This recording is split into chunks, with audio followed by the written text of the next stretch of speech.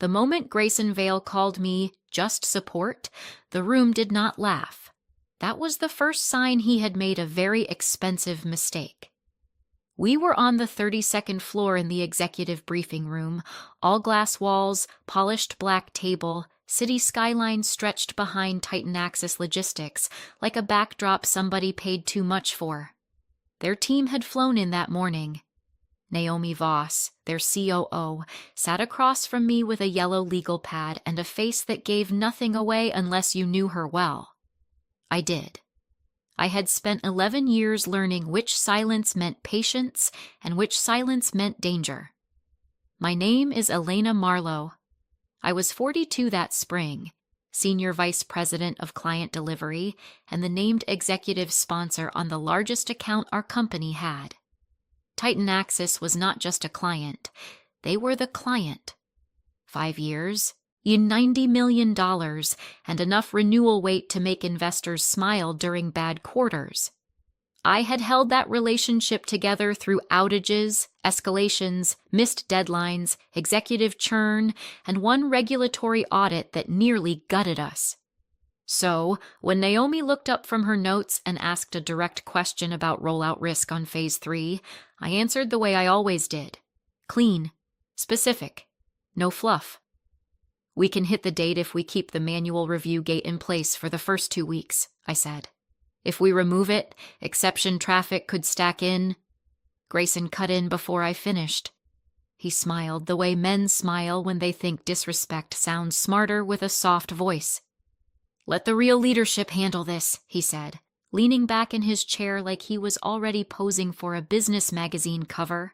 You, Elena, is just support. He said it lightly, almost playful.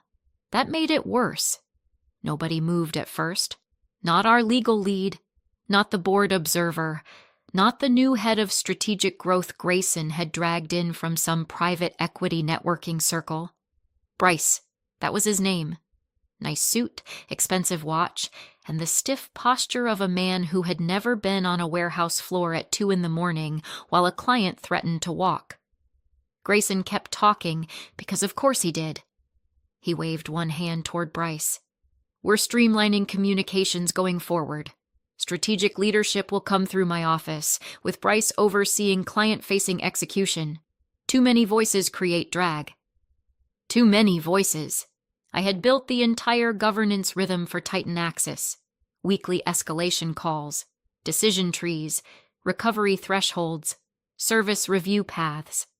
The too many voices he was talking about were the systems that kept our company from lighting itself on fire every quarter. I did not argue.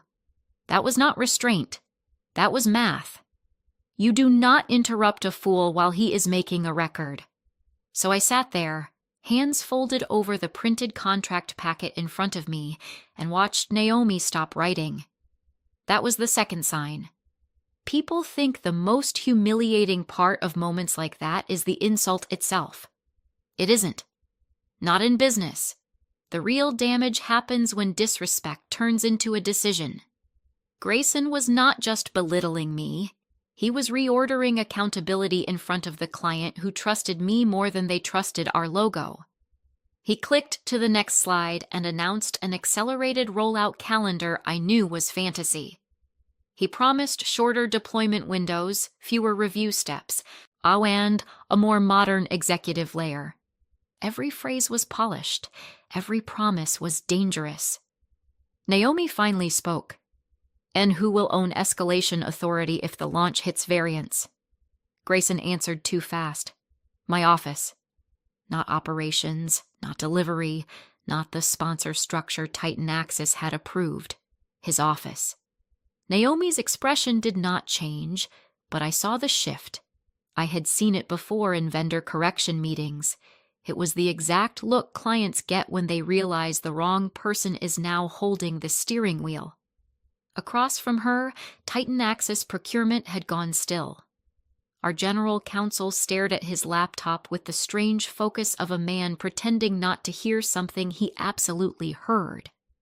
Martin Hale, the board observer, took off his glasses and cleaned them slowly. That was his version of stress. Bryce jumped in to fill the air. "We're really excited to move away from legacy friction points," he said. "Elena's team has done great support work, obviously, but we're entering a faster, more executive-led model. Support work. Legacy friction points." I remember thinking that men who inherit power always reveal themselves through vocabulary. They think the system is made of titles and slides because that is the only part they ever had to build.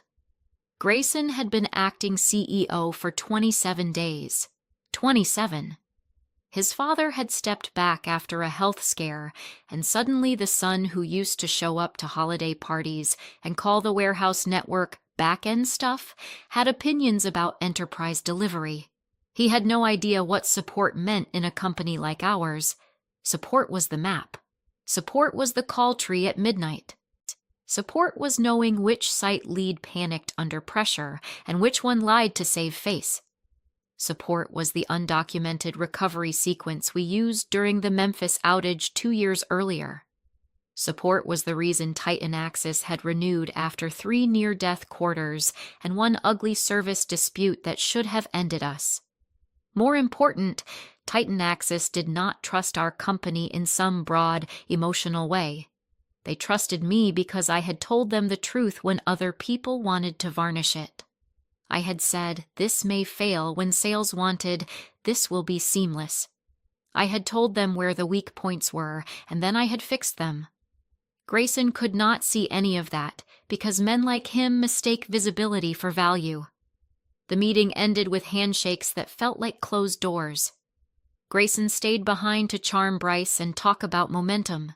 Naomi left with her folder tucked tight under her arm. She gave me one glance on the way out. Not sympathy, not rescue, recognition. Back in my office, I shut the door and laid the contract packet flat across my desk. Then I turned to the governance schedule. There it was, exactly where I knew it would be. The named executive sponsor provision, the disclosure language around material account changes, the service review triggers tied to governance continuity and client confidence. My name sat inside 2 of those control points, black ink on white paper, buried in the kind of appendix men like Grayson never read because they think important things arrive in bold. I read the clause once, then twice. And by the second read, the humiliation had already changed shape. He had not just insulted me in front of the only people who mattered. Oh, he had triggered a clause, a trust problem, and a board-level risk event with one smug sentence. And the worst part for him was this. He still thought he had won. I barely had time to close the contract packet before HR called. The message was cheerful in that cold corporate way. "Can you stop by for a quick alignment meeting?" Nobody in HR ever says alignment when they mean something good. I walked downstairs to a conference room with no windows, 1 fake plant, and a carafe of water no one ever touched. Melissa from HR was already there with a folder and that careful expression people wear when they want to pretend a knife is policy. Grayson sat beside her, scrolling through his phone. Melissa slid the document across the table. "This is a temporary reporting restructure," she said. "Part of the leadership modernization plan." I read the first paragraph once and understood all of it. On paper, it was not a demotion. They were too careful for that. My salary stayed the same. My title stayed the same. But my authority was gone. I was removed from direct client governance contact on Titan Axis. All executive communication would now flow through Grayson's office. Weekly steering calls I had designed would be chaired by Bryce. Any material account issue would be elevated through the new leadership model. They had taken the work and left me the label. I looked up at Grayson. "You did this today?" He finally put his phone down. "We're cleaning up reporting lines, Elena. You're excellent at support. That's where you add the most value."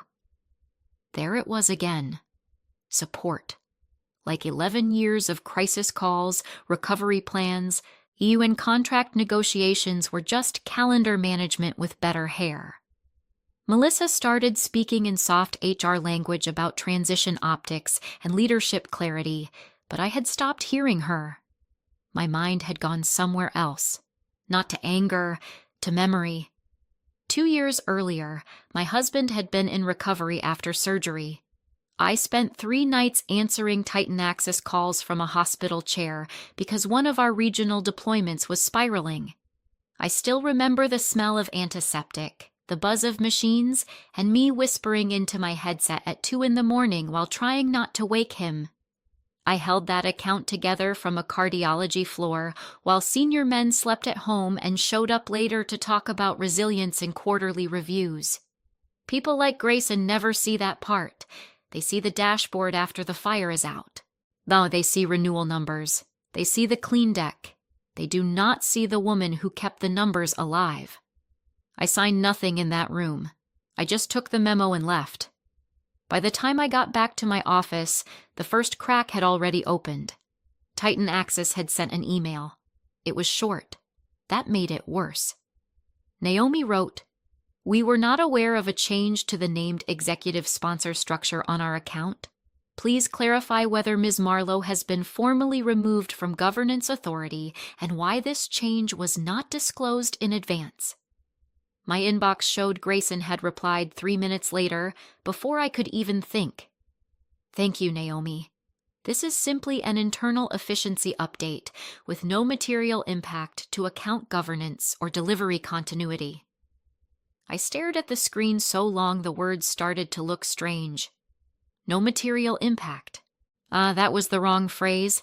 Not careless, not clumsy, wrong. Titan Axis had negotiated governance protections after getting burned by another vendor that quietly swapped out accountable leaders during a bad rollout. That history was the reason the appendix existed. They did not tolerate surprises around responsibility. They especially did not tolerate executives pretending those surprises were cosmetic. Then Naomi responded again.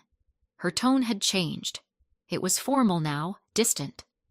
"Understood. We will need this addressed on record." That line settled into my chest like stone. This was no longer about being insulted, no longer about being sidelined. It was now documented. My removal was in writing. His misrepresentation was in writing. The client had noticed exactly what he hoped they would ignore.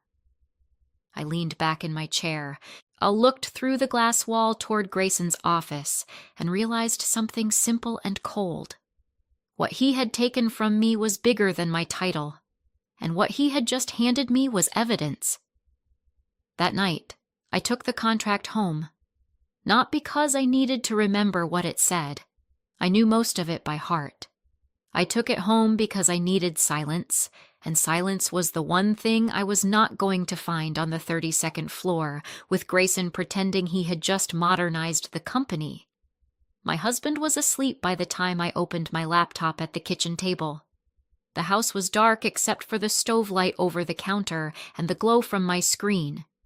I pulled up 3 documents: the Master Services Agreement, the side letter from the last renewal, and the governance appendix I had written with outside counsel after Titan Axis made it clear they would never again trust vague accountability language. That appendix was where the real story lived. People hear contract clause and imagine some magical line that turns one person into a queen overnight. Real business doesn't work like that. The dangerous clauses are usually the boring ones. The ones buried under headings no arrogant executive bothers to read because they assume all the important power sits in titles, not structure. I opened the governance section and found the language exactly where I knew it would be. Titan Axis had agreed to the 5-year renewal only if our company maintained 3 things: a named executive sponsor with decision-making authority, a named service lead with direct operational access, and mandatory written disclosure of any material change to account governance. My name, Elena Marlowe, sat directly inside 2 of those protections. Not because I had asked for prestige, because Titan Axis had insisted. That part went back 18 months. Another executive had nearly ruined a warehouse automation launch in Dallas by overriding my team's staging sequence to make a quarterly number look cleaner. We spent 48 hours recovering from that decision. Titan Axis only stayed because I told Naomi the truth before legal forced anyone to. After that, their counsel demanded accountability language tied to actual people, not vague leadership continuity promises. So no, the contract did not give me ownership of the account. It gave Titan Axis rights. And that was much more dangerous for Grayson. If governance changed without proper disclosure, Titan Axis could trigger a service review. If key account risk was concealed, they could freeze discretionary expansion work. If leadership made material misrepresentations around delivery continuity, the issue could be escalated beyond account management and into board oversight. In simple English, Grayson could not push me aside, lie about the impact, and keep the money moving like nothing had changed. I sat there for a while, reading the words that would have looked harmless to anyone who had never spent years inside a struggling company. Then I started doing what I always do when people underestimate me. I built a timeline. First, I archived the meeting recording from that morning. Then I saved the HR restructure memo. Then I exported the full Titan Axis email chain with headers intact. And I cross-referenced each piece with the upcoming steering committee calendar and the investor roadshow Grayson cared about so much. Dates matter in corporate fights. Timing is where arrogance turns into exposure. That was when I noticed the second layer. Grayson had promised Titan Axis an accelerated Phase 3 rollout. The problem was that Phase 3 depended on an automation patch still under controlled release. On paper, the patch looked stable.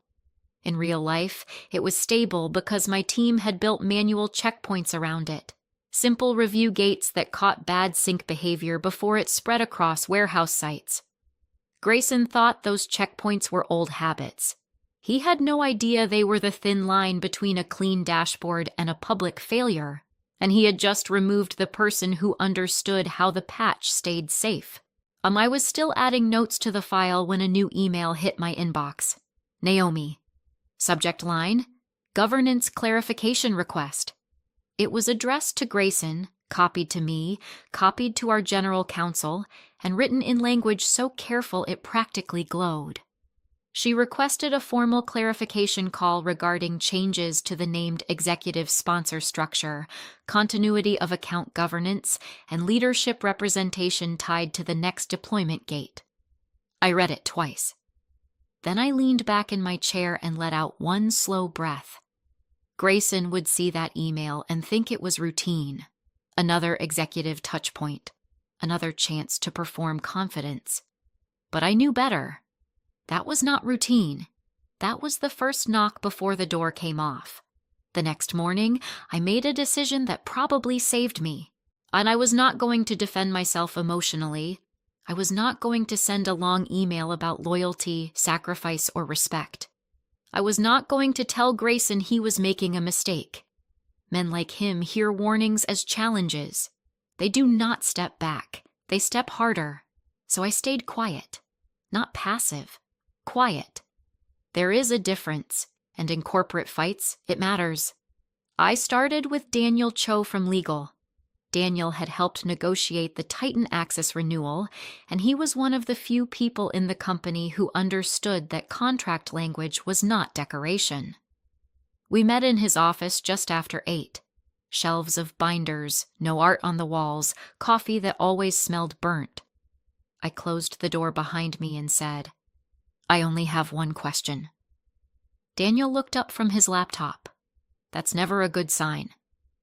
I handed him the HR memo and Naomi's latest email. Does disclosure language still apply if leadership publicly minimizes a named sponsor's removal? He read in silence for a long moment. Then he set the papers down and asked, very carefully, Do you have the full sequence documented? That was not a yes. It was better than a yes. I do, I said. Send me the chronology, he replied. Not commentary, facts. That was all. No speeches, no promises, but it told me what I needed to know. From there, I went to Priya Raman in delivery assurance. Priya was the kind of person executives loved to ignore because she was precise and never dramatic, which of course made her dangerous. She had been raising concerns for days about Grayson's revised timeline. I asked her one thing. Did readiness review get bypassed? She turned her monitor slightly so I could see the internal workflow. One approval was there, another was missing. The operations validation gate had been skipped. He told us to classify it as leadership override, she said. Did you object? In writing. I nodded once. Keep everything. She gave me a dry look. You think I don't? The third conversation mattered for a different reason. Martin Hale was a board observer, not a warm man, not a friendly one, but he respected sequence, paper trails, and clean facts. He had always treated me with that polished, distant courtesy powerful men use when they know someone is competent but have never bothered to understand what she actually does. I did not send Martin an accusation. I sent him a chronology: date, meeting, statement, memo, email, governance risk, readiness issue. No adjectives, no anger, just structure. That was my real advantage, and I knew how to make complexity simple enough that nobody could hide inside it. Meanwhile, I stayed courteous in public. That part took more discipline than people realize. Grayson kept moving through the office like a man auditioning for a role he thought he had already won. He spoke louder. He CC'd wider. He used phrases like legacy drag and executive simplification. Bryce followed him around nodding like agreement was a job title. I answered only what people asked me directly. Nothing more. I never threatened. I never argued in hallways. I never gave them the angry reaction they were clearly waiting for, because men like Grayson do not just want control. They want a target who looks unstable. They want tears, slammed doors, one reckless email they can forward later with a line like, "Yeah, this confirms our concerns." I gave him none of that. Instead, I used the one channel he had not fully cut off yet: issue logs. Titan Axis still had access to the formal tracking system, and so did I. I did not write anything political. I simply documented what was true: missed approval sequence, revised timeline, operational dependency not yet validated, manual review gate removed, client clarification pending. Naomi did the rest. Her written questions started coming in one by one, sharp and clean. Had executive sponsor authority changed? Had deployment controls been independently reviewed? Was leadership continuity materially affected? Was the readiness model modified after the last signed governance plan? And every answer Grayson gave made things worse. He claimed he had personally reviewed the deployment controls. He had not. He claimed leadership continuity was intact. It was not. He claimed the transition was planned and had no material impact. That was false, and now there were timestamps proving it. By Thursday evening, I had a folder on my desktop so organized it almost looked calm. Emails, memos, review logs, meeting notes, timeline, contract extracts. I stared at it for a long minute and understood something that made me feel colder than angry. The trap was not the clause by itself. The trap was the distance between what Grayson said in public and what the record now proved in private. And every hour he kept talking, that distance grew. By Friday morning, Grayson had turned his own bad decision into a marketing event. He sent a company-wide email with the kind of subject line men like him love: accelerating enterprise delivery. He announced an internal showcase tied to Titan Axis Phase 3, called it an efficiency milestone, and claimed our new leadership model had reduced rollout time by 40%. He even added a line about bold execution replacing outdated process habits. Outdated process habits. That was what he called the manual controls my team had built to stop bad data from spreading across live warehouse sites. I stood in the back of the operations room and watched the live stream feed on one of the wall monitors while people from sales, finance, and investor relations crowded into the executive lounge for his little victory lap. Bryce was at his side, nodding on cue. Slides flashed on screen. Metrics I had designed. Language I had written. Dashboards my team had kept alive during more than one ugly quarter. Grayson had taken all of it, unstripped away the caution, and repackaged it as his own clean breakthrough. He talked about frictionless deployment, stronger executive alignment, and a new culture of speed. Every sentence sounded expensive and empty. What made it worse was the applause. Not much, but enough. Enough to tell me there were still people in that room who thought confidence and competence were the same thing. Enough to remind me how easy it is for polished men to look impressive when other people built the floor under them. That part angered me less than it should have. What got to me was the risk. He was not just stealing credit. He was stealing the illusion of safety that came from work he did not understand. He had removed the manual checkpoints because they slowed the story he wanted to tell. He wanted speed. He wanted headlines. He wanted investors to see him as the son who stepped in and made the old company sharper. But fast and safe are not the same thing. In enterprise delivery, the difference can cost millions. He introduced Bryce on camera as the new face of client command. And I actually heard one of the senior implementation managers mutter, "Oh, that's not good." People were starting to drift toward me now, quietly, not publicly. Never publicly. In hallways, in doorways, in those awkward pauses outside meeting rooms where people pretend they are asking for context when what they really want is reassurance. One program lead stopped me near the elevators and asked, "Are we actually cleared to run Ohio on the new sequence?" I gave him the only answer I could live with. "Yeah, follow the signed process until legal tells you otherwise." A site director messaged me, asking if the rollback path had changed. I sent him the last approved version and nothing else. Another manager asked whether Bryce had authority to waive validation gates. I told her to document every instruction in writing. She nodded once, like she understood exactly what that meant. That was the line I kept holding. I would protect the client.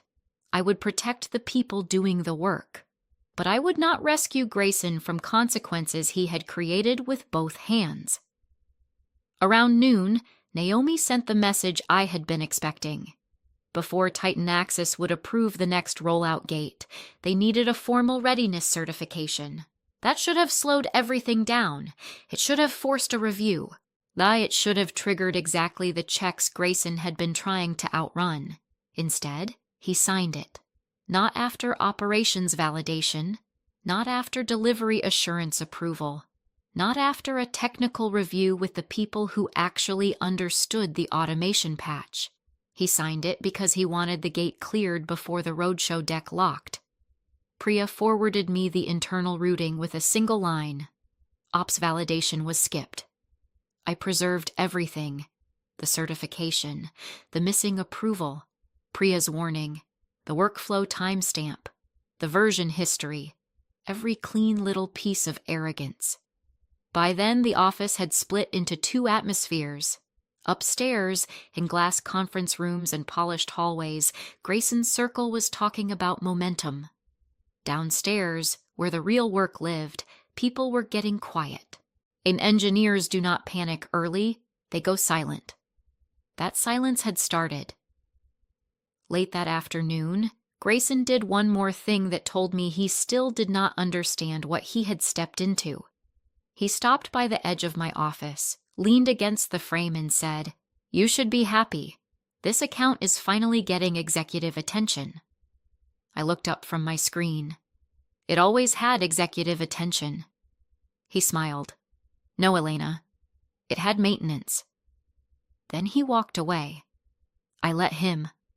At 5:30, the cameras were still rolling in the executive lounge while he talked about speed, transformation, and client confidence. I was looking at the live dependency map on my monitor, and I knew exactly where the failure would start if the system buckled. The rollout started the next morning. Real failures almost never arrive with drama, and they arrive with small warnings that insecure people try to rename. At 8:14, the Ohio site showed inventory duplication on inbound scans. Not a full collapse, just a mismatch. The kind of issue you can still fix quietly if you know where it came from. At 8:27, a second site in Indiana failed to reconcile outbound loads against the updated routing layer. At 8:41, the exception queue began to swell. That was the moment I knew it was moving exactly the way I had feared. The removed manual checkpoint had been catching malformed data packets before they reached automated routing. Without it, the system did not break all at once. It kept accepting bad information until the queue could no longer hide it. The operations floor changed by the minute. Glass rooms filled. Phones lit up.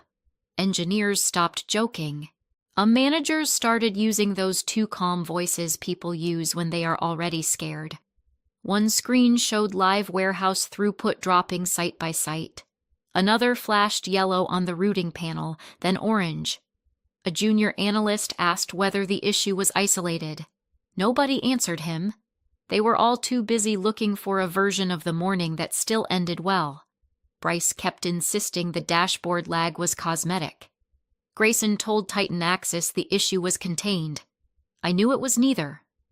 By 9:10, Ohio had paused expansion traffic. By 9:18, 2 warehouse supervisors were manually checking outbound loads because the exception logic was no longer trustworthy. At 9:24, Titan Axis requested an immediate status call. Naomi joined with no greeting. "What exactly changed in your deployment controls?" she asked. Grayson answered first. "Yeah, we're dealing with a minor sync variance, nothing material." Naomi did not raise her voice. She never needed to. "That is not what I asked." I sat 3 seats down from Grayson, silent, because this was still his narrative to destroy. He tried again. "The matter is operational and contained." Then Naomi said the sentence that changed the room. "Suspend expansion traffic until governance review." Nobody moved for a second after that. You could feel the shift. This was no longer a client asking for updates. This was a client preparing for breach management. Within the hour, more details started surfacing. The Ohio duplication issue had already contaminated a downstream staging table. Indiana's outbound mismatch was forcing manual intervention. A third site reported delayed exception routing because the queue could no longer clear cleanly. While finance started asking what paused expansion traffic meant in dollars. Legal stopped asking broad questions and started requesting timestamps. That is how panic enters a corporate building. Not with shouting, with narrower questions. A few minutes later, the room filled with the kind of movement that means nobody is in control anymore. Delivery leads were refreshing logs every few seconds. Someone from finance was already asking whether the paused expansion spend affected quarterly guidance. Legal wanted the exact moment Grayson signed the readiness certification. Priya came in, set a printed workflow sheet on the table, and said very quietly, "The missing approval is now part of the incident record."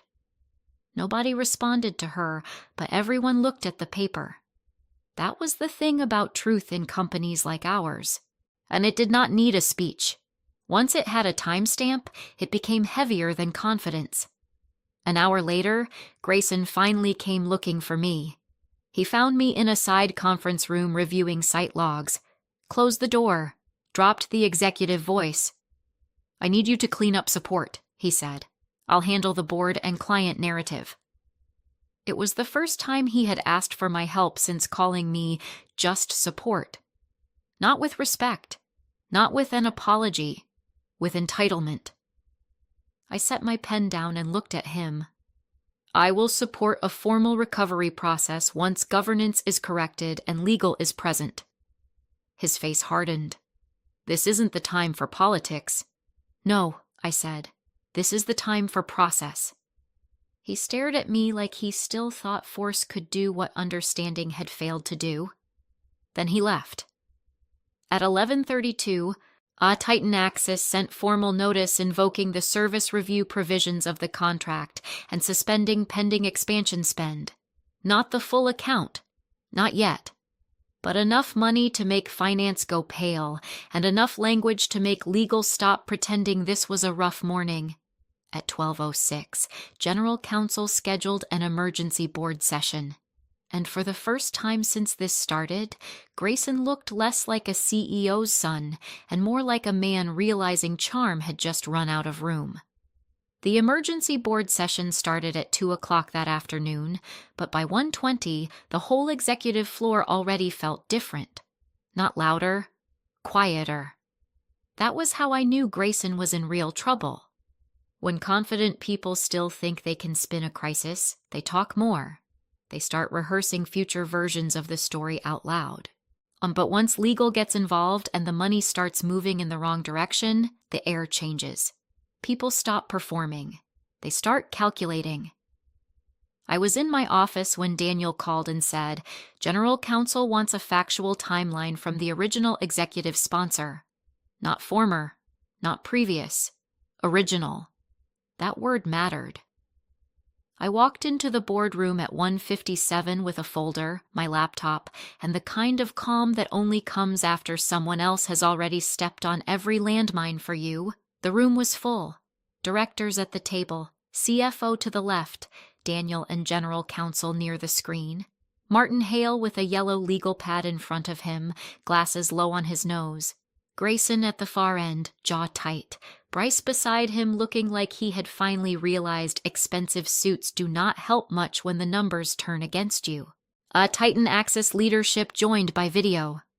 Naomi was on screen from a conference room of her own, one hand resting beside a closed notebook. No wasted motion, no small talk. The board chair, Evelyn Sloan, looked at me and said, Ms. Marlowe, we need a clean chronology. That was it. No one had asked me to defend myself. No one had asked me for emotion. They wanted facts. So I gave them facts. I opened my laptop and started at the exact point everything shifted. At 9:14 a.m. on Monday, I said, during a live governance meeting with Titan Axis, acting CEO Grayson Vale publicly removed me from account decision authority in front of the client. That change had not been disclosed in advance. It occurred despite contract language requiring written notice for material governance changes. I did not rush. I did not dramatize. When I let the order do the work, I moved from the meeting to the HR memo, from the HR memo to Naomi's first clarification email, from that email to Grayson's response calling the change an internal efficiency update with no material impact, from there to the readiness review bypass, then the missing operations validation, then the signed certification, then the Ohio duplication issue, then the Indiana reconciliation failure, then the Titan Axis service review notice. Every point had a document. Every statement had a timestamp. Every claim had a person attached to it. Twice Grayson tried to interrupt me. The first time he said, "This framing is incomplete." Evelyn did not even look at him. "You'll have your turn." The second time, when I referenced the readiness certification, he said, "That was an executive judgment call." This time she did look at him. "Mr. Vale, not now." He leaned back after that, but I could see it on his face. He was realizing something rich kids almost never learn early enough. Authority sounds very different when it has to answer questions. Once I had finished the sequence, Daniel handed copies of the contract appendix to the board. General Counsel explained the language in terms nobody could hide from. Titan Axis had negotiated named account safeguards after prior vendor misconduct. The company had obligations. Disclosure had not been handled correctly. Governance continuity had been represented in writing after a material change. The readiness certification had been issued without full validation. Those were not style differences. Those were risk events. Then Naomi spoke, and she did not raise her voice. She did not need to. Our renewal confidence was tied to operational transparency and named leadership continuity, she said. This week raised concerns not only about judgment, but about truthfulness. That word landed harder than any accusation. Truthfulness. Companies can survive bad calls. They can survive missed dates, ugly quarters, failed launches, and overconfident executives. What boards do not forgive easily is an executive who creates avoidable risk and then misstates it to the client holding $90 million of future value in their hands. I saw that truth hit the room in stages. First, finance. The CFO walked the board through the immediate exposure, paused expansion spend, potential service credits, recovery costs, roadshow pressure. If Titan Axis pulled further back, Grayson's efficiency milestone would not just disappear, it would reverse into a quarter-level wound. Then Martin spoke. He had been quiet the whole time, making notes in that neat little block print of his. He looked at General Counsel and asked the question that finally snapped the last thread holding Grayson upright. Who authorized representing governance continuity to the client after removing the named executive sponsor? Daniel answered without softness. Mr. Vale signed the response. Not his office, not leadership, not a team decision. Mr. Vale. Grayson tried once more. We were acting in the company's best interest. Naomi answered before anyone else could. Then you misunderstood the account. That was the moment the room turned, not emotionally, structurally. Up until then, Grayson still had one thing left, the possibility that this was all messy but forgivable, a little reckless, a little rushed, a little young. But once the client made clear that the problem was not just competence, but misrepresentation, the board had nowhere safe to put him. Evelyn folded her hands and looked at me. If governance were restored and recovery led by the original structure, would Titan Axis continue the relationship?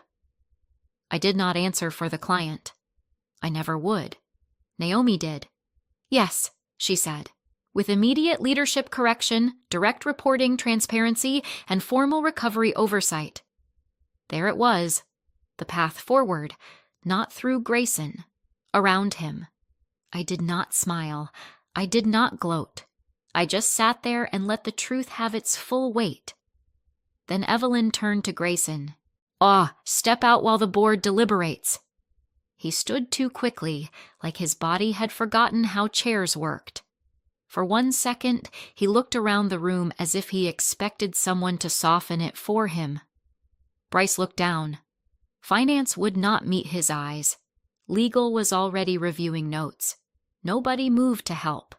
And for the first time since he called me just support, Grayson Vale looked exactly what he was. Not powerful, just unprepared. The board took 43 minutes. I know because I sat in the smaller conference room down the hall with a paper cup of cold coffee and watched the second-hand move across the wall clock while legal staff crossed in and out carrying folders. Nobody said much. Bryce left first, fast. No eye contact, no brave little statements about context or alignment. Just a man discovering that proximity to power is not the same as protection. Daniel came in once to ask if I could stay available for client recovery planning. That was all. Which told me more than any rumor could have. If they were already asking for recovery structure, then the question in the boardroom was not whether Grayson had a future. It was how cleanly they could remove him without making the crisis worse. When Evelyn finally called me back in, the room had that drained feeling people get after making a decision they wish had not been necessary, but no, absolutely was. She did not waste time.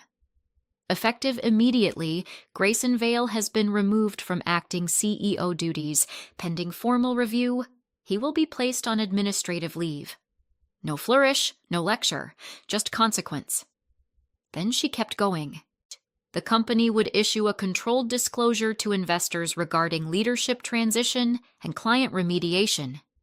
A temporary executive committee would oversee recovery until the board decided on a longer-term structure.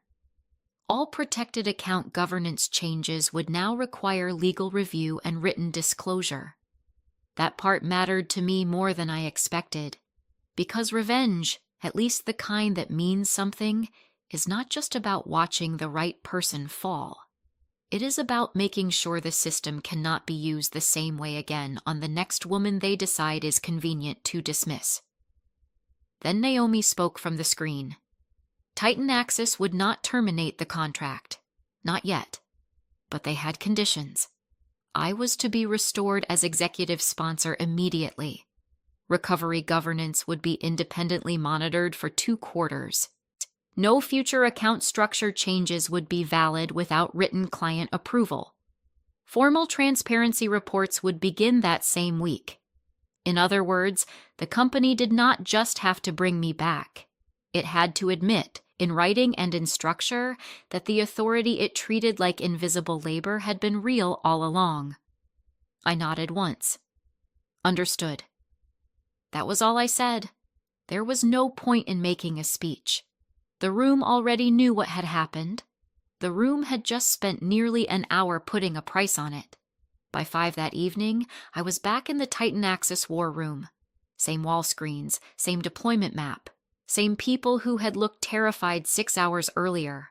But the energy was different now, clearer, cleaner. No more executive theater, just work. I rebuilt the recovery sequence with Priya and the site leads. We restored the manual checkpoints Grayson had mocked. We split the failed launch path into contained stages.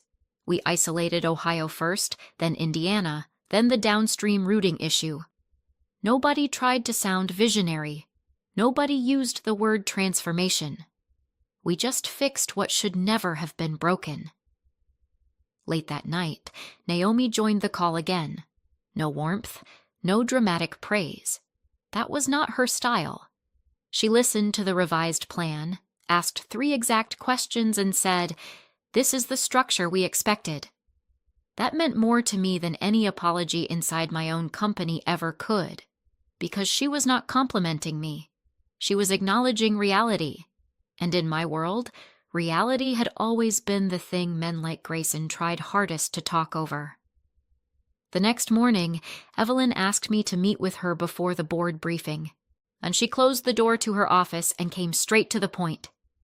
"We're creating a consolidated role," she said. "Chief Client and Delivery Officer, direct reporting lines, formal enterprise escalation authority, protected account governance oversight. We want you in it." I looked at her for a second, not because I was shocked, but because I wanted to hear whether this was a reward or a correction. Then she added, "You should have had this scope already." That was the honest sentence, the only one that mattered. "I'll accept," I said, "with one condition." Her eyebrow lifted slightly. "Go on." "Executive changes on protected accounts need mandatory legal review and written disclosure before they happen, not after." She nodded almost immediately. "Agreed." That was when I knew the win was complete. Not because I had a bigger title. Titles are fragile things. They move every time a board gets nervous. I knew because the structure had changed. By Friday afternoon, the recovery plan was stable. Titan Axis had resumed controlled traffic under the revised sequence, and the building had already begun doing what buildings always do after a powerful man falls. People talked softer. They revised their memories. They acted as if the signs had always been obvious. I did not bother punishing any of that. People protect themselves. That is one of the oldest systems in corporate life. What mattered was this. The account was still alive, the truth was now formal, and the people who actually did the work no longer had to pretend that polished incompetence was leadership. Late that evening, I was walking back from the war room when I passed the corner office Grayson had claimed like a birthright. The door was open. The nameplate was gone. Just a clean strip of brighter wood where it had been. For a second, the glass caught my reflection as I moved past. Dark suit, tired eyes, steady face. A woman who had spent years being useful enough to rely on and quiet enough to overlook. I did not stop. I did not need the office. I already had the part that mattered. The trust, the record, the authority, and the power he mistook for support.